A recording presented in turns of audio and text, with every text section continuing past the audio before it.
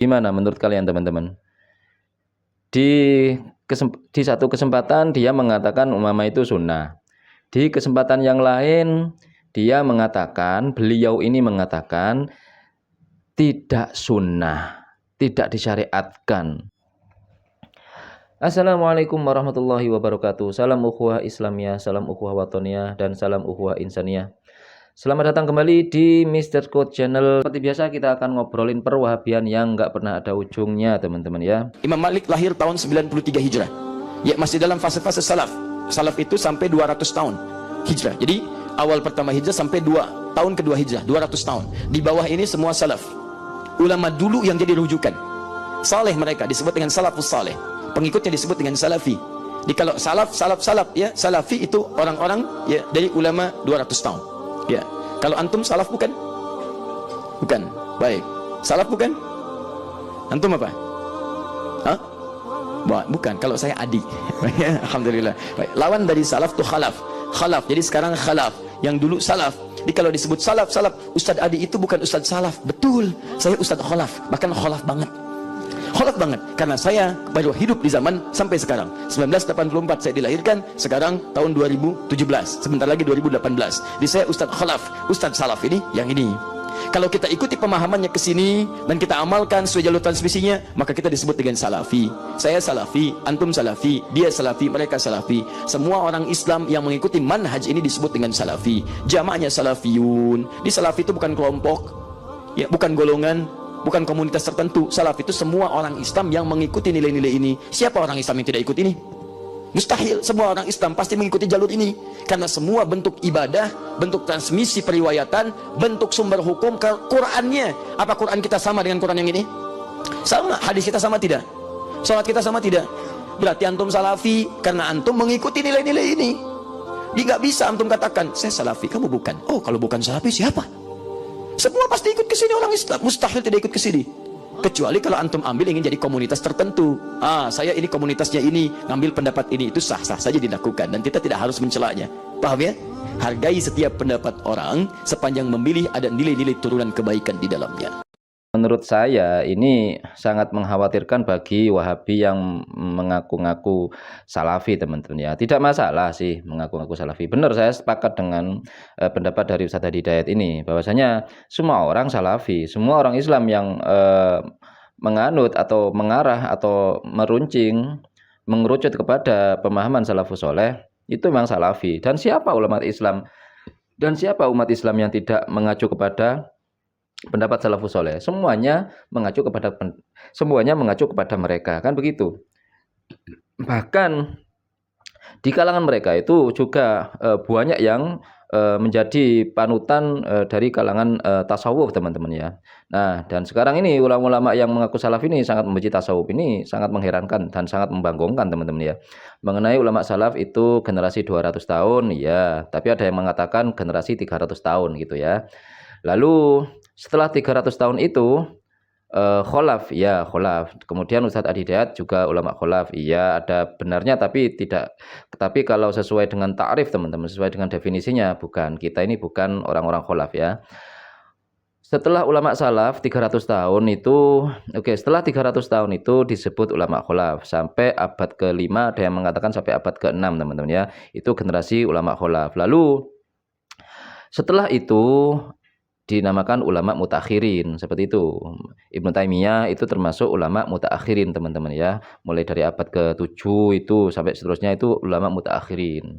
Kemudian untuk yang sekarang ini ya sesuai dengan zamannya sudah ulama milenial atau yang sekarang-sekarang ini ulama untuk anak-anak Gen Z teman-teman ya, ulama di zaman Gen Z dan seterusnya ulama untuk Gen Alpha. Kenapa hal ini bisa mengkhawatirkan bagi salafi? Hal ini jika penganut Wahabi yang ada di Indonesia yang mengaku salafi ini, jika umatnya juga berkeyakinan sebagaimana yang dijelaskan oleh Ustadz Adi Hidayat, ini akan memburamkan status mereka, begitu teman-teman ya. Jadi status mereka yang sudah digembar-gemborkan sebagai salafiyun, sebagai penganut ulama-ulama salaf yang asli, yang murni, yang tidak ada tambah-tambahan, begitu teman-teman ya.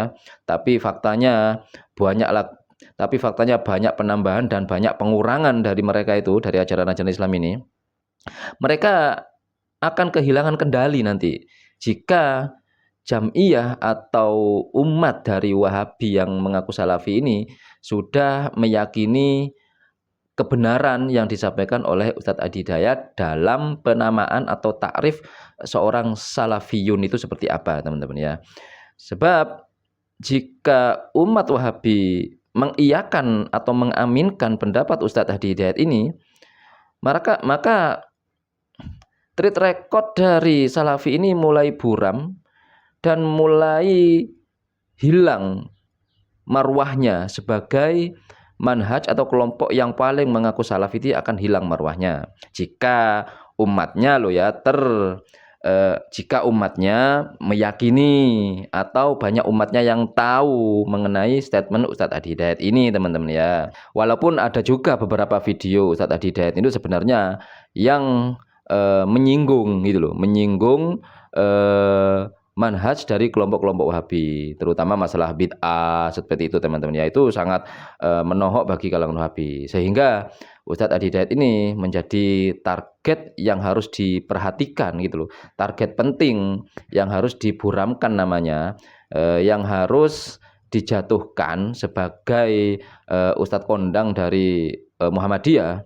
Sebab dari kalangan Muhammadiyah ini kan yang nampak di permukaan, kalau yang alim mungkin ada juga yang selevel Ustadz Adi Hidayat, tapi yang nampak di permukaan yang paling terkenal, yang paling masyhur ini kan Ustadz Adi Hidayat. Jadi jika mereka bisa memburamkan atau menjatuhkan jika mereka bisa memburamkan atau menjatuhkan, memudarkan atau mengubur nama Ustadz Adi Hidayat ini, teman-teman, mereka akan dapat poin banyak begitu loh ya. Jadi akan semakin banyak dari kalangan Muhammadiyah yang akan pindah ke Wahabi, teman-teman ya, seperti itu. Padahal kita tahu kualitas-kualitas Ustadz Wahabi itu besoknya A, sekarang B, sekarang B, besok lagi C, berubah-ubah seperti itu, teman-teman ya. Kita cek aja, ada satu video dari Pak Khalid Basalamah yang berubah-ubah pendapatnya itu, karena ya seperti itu, karena ditanya di atas meja, di atas mimbar, di atas altar, tidak ada referensi yang jelas, ngomong setahu saya, jadinya pendapatnya berseberangan dengan pendapat yang sebelumnya, padahal mereka tidak ada istilah qaul qadim, qaul jadid, mereka itu tidak ada kan gitu, teman-teman ya. Dan mereka juga bukan mufti, bukan mujtahid, jadi mustahil mereka mempunyai pendapat qaul qadim, qaul jadid, teman-teman ya. Apa hukum imam atau peci dalam sholat? Apakah wajib atau sunnah? Tentu saja sunnah, karena Nabi SAW menutup kepala beliau dengan imamah. Maka ulama mengatakan menutup kepala hukumnya sunnah. Hukumnya sunnah, bukan wajib. Apa hukum memakai surban? Tentu ini sudah dibahas oleh para ulama fikih. Imamah atau surban itu tidak masuk dalam syariat kita, bukan masuk dalam sunnah Nabi. Gimana menurut kalian, teman-teman? Di satu kesempatan dia mengatakan umamah itu sunnah, di kesempatan yang lain dia mengatakan, beliau ini mengatakan tidak sunnah, tidak disyariatkan. Banyak sebenarnya pendapat-pendapat beliau ini yang kayak gitu. Biasanya orang yang kayak gini itu terlalu banyak berbohong, teman-teman, sehingga dia lupa. Saking banyaknya kebohongannya itu sehingga membuat dia lupa bahwasanya dia dulu pernah berkata seperti ini. Jadi dia tidak malu lagi untuk menabrak omongannya sendiri sebab dia lupa. Sama kayak YouTuber-YouTubernya itu, sama kayak Harry Pras dan lain-lain itu. Di sisi lain ketika NU mengirim delegasi ke si Rewel, mereka bilang pengkhianat NKRI lah, jongosnya si Rewel lah, seperti itu. Tapi besoknya lagi di lain waktu, ketika Arab Saudi bermesraan dengan si Rewel, ketika ulama-ulama, syekh-syekh, bahkan ketua mufti Saudi mengeluarkan fatwa bahwasanya haram untuk melawan si Rewel dan haram untuk membela Hama. Ini mereka bilang itu adalah strategi, itu adalah hubungan diplomatik, itu adalah cara Saudi yang lebih elegan untuk memerdekakan Palestina. Seperti itu mereka itu. Jadi omongan-omongan ini malah bisa menutup mata para Wahabiyun ini teman-teman ya. Menutup mata para Asobiyun ini. Mereka kan Asobi itu sebenarnya. Menutup mata mereka dari kebenaran yang ada. Mereka sangat tajam ketika kepada kelompok lain dalam berfatwa, dalam berargumen, dalam berstatement, tapi tiba-tiba menjadi sangat lunak dan sangat moderat kepada kelompoknya sendiri. Seperti itu. Oke, itu saja teman-teman. Sebenarnya masih banyak video dari Wahabiyun ini yang kocak sebenarnya teman-teman. Mungkin di lain kesempatan kita akan buka lagi dan kita akan ungkap lagi kebenaran-kebenaran yang ada teman-teman ya. Baiklah, itu saja dari kami. Jangan lupa tetap kejar profit dan cuan agar sehat jasmani, rohani, sehat finansial, dan sehat dalam akidah. Jazakumullah khair pokoknya. Assalamualaikum warahmatullahi wabarakatuh.